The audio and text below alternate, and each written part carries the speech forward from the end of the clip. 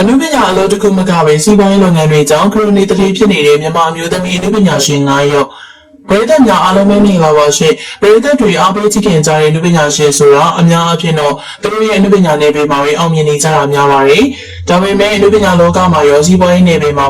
နှစ်ထပ်ကွဲအောင်မြင်အောင်လုပ်ပြနိုင်တဲ့သူတွေကတော့အမှန်တကယ်ရှားပါပါတယ်ဒီဗီဒီယိုထဲမှာတော့ပြင်ပစီးပွားရေးလုပ်ငန်းတွေနဲ့ခရိုနီဖြစ်နေတဲ့မြန်မာအမျိုးသမီးအနုပညာရှင်9ယောက်ကိုတင်ဆက်ပေးသွားမှာပါ။နံပါတ်9ခင်လင်းတွေမြေသမီးခင်လင်းတွေကအနုပညာအလုပ်တွေကိုရှော့ပြီးတော့စီးပွားရေးနယ်ပယ်တွေကိုဝင်ရောက်ခဲ့သူပါ။ကျုံးပိုင်ရှင်တဦးနဲ့လက်ထပ်ပြီးတဲ့နောက်ပိုင်းမှာခင်မုံဖြစ်သူရဲ့လုပ်ငန်းတွေတွေက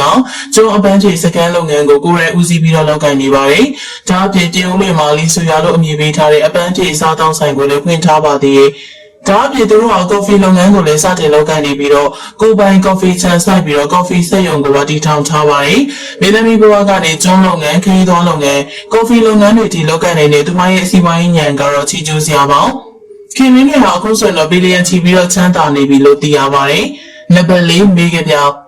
မြေသမီးမိကပြောင်ကအနုပညာအလုပ်တွေကိုရှော့ချပြီးတော့ export အထည်လုပ်ငန်းကိုစောင့်ချလုပ်ကိုင်ခဲ့ရကနေအောင်မြင်မှုတွေရရှိခဲ့သူပါပထမဆုံးစတဲ့လုပ်ကိုင်စဉ်ကစိန်ခေါ်မှုများစွာရှိခဲ့ပေမဲ့အခုချိန်မှာတော့ဆိုင်ခွဲများစွာကိုဖွင့်လှစ်နိုင်ခဲ့ပြီးတော့မြို့နယ်အနှံ့မှာရှိတဲ့ပရိသတ်တွေရဲ့အားပေးမှုကိုရရှိနေပါတယ်အဝတ်ထည်လုပ်ငန်းပြည်စားတောက်တွေကိုလည်း online ကနေတဆင့်ကြော်ညာရောင်းချပေးနေပါတယ်ဒါကြောင့်လည်းမိကပြောင်ကချမ်းသာတဲ့တတိမဖြစ်နေပါပြီနံပါတ်3မေမြင့်မို့ရုပ်ရှင်စကားတွေဇာတ်တိုက်ရိုက်ကူးနေတဲ့မင်းသမီးတဦးဖြစ်တဲ့မေမြင့်မို့ကတော့အနုပညာအလုပ်တွေလုပ်ကိုင်နေရတဲ့စီးပွားရေးလုပ်ငန်းတွေကိုတပြိုင်တည်းလုပ်ကိုင်နေသူပါရရှိတဲ့အနုပညာကြီးတွေစုဆောင်းပြီးတော့ပကံ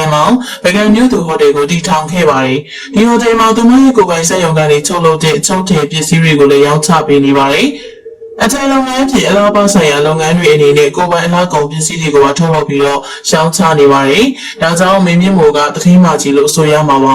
နံပါတ်1တင်စာနယ်ဝင်လက်ရှိစီးပွားရေးနယ်ပယ်ထဲမှာအောင်မြင်နေတဲ့မင်းသမီးတွေထဲမှာတင်စာနယ်ဝင်လည်းပါဝင်ပါတယ်။သူမကကိုယ်ပိုင်အလောက်ကုန်လုပ်ငန်းကိုတည်ထောင်ခဲ့ပြီးတော့ဘော်ဒီလိုရှင်းတွေကိုစတင်ရောင်းချရကနေပြည်သက်တွေရဲ့အခမ်းအနားအားပေးမှုကိုရရှိနေရပါ။ဒီအောင်မြင်မှုကြောင့်အလို့ရှင်းပြင်လက်ခဲနီပါနီစားတဲ့အလောက်ကုန်ပစ္စည်းမျိုးစုံကိုထပ်မံထုတ်လုပ်ဖြန့်ချိခဲ့ပါတယ်။ဒါအပြင်သူမရဲ့ကိုယ်ပိုင်ဒီဇိုင်းတွေနဲ့အထည်လုပ်ငန်းတစ်ခုကိုလည်းထူထောင်ပြီးတော့ရောင်းချနေပါတယ်။ဒါကြောင့်တင်စာနယ်ဝင်ကချမ်းသာတဲ့တထေးသမီးတူဖြစ်လာပါပြီ။နံပါတ်1နန်းစုရည်ဒီဆိုအလားပါကိုအရင်ပြုပြီးတော့အနုပညာနယ်ပယ်မှာရက်တည်နေရလို့ဝေဖန်ခံရဖို့တဲ့နန်းစုရည်ဒီဆိုကတော့အလားပါကိုပဲအရင်ပြုပြီးစီးပွားရေးမှာအောင်မြင်မှုကိုပြသနိုင်ခဲ့ပါတယ်။နာမည်ကြီးမင်းသမီးတဦးအနေနဲ့ collagen ထုတ်ကုန်တွေကိုစတင်ရောင်းချချိန်မှာတကယ်နဲ့အားပေးမှုတွေရရှိခဲ့ပါတယ်။ဒီအောင်မြင်မှုတွေကနေရဲရဲဝံ့ဝံ့ရှေ့ဆက်ပြီးတော့မကြသေးခင်ကမှကိုယ်ပိုင်အလားပြင်စီကန်းကိုဖွင့်လှစ်လိုက်တာကတော့အနုပညာရှင်တဦးရဲ့စီးပွားရေးလုပ်ငန်းရှင်ဘဝကိုအကောင်းဆုံးဖော်ပြနေတာပါ။ဒီလိုမျိုးစီးပွားရေးမှာပါထွန်းတောက်နေတဲ့လူပညာရှင်အမျိုးသမီးတွေကတခြားသူတွေထက်လည်းစံပြဖြစ်စေပါတယ်။ပရိသတ်တွေနဲ့ရောဒီမင်းသမီးတွေကဘသူရဲ့အစွမ်းဆောင်ရည်ကိုအကြိုက်ဆုံးလဲဆိုတာပြပြခဲ့ပါအောင်ရှင်။အားလုံးကိုကျေးဇူးတင်ပါတယ်ရှင်။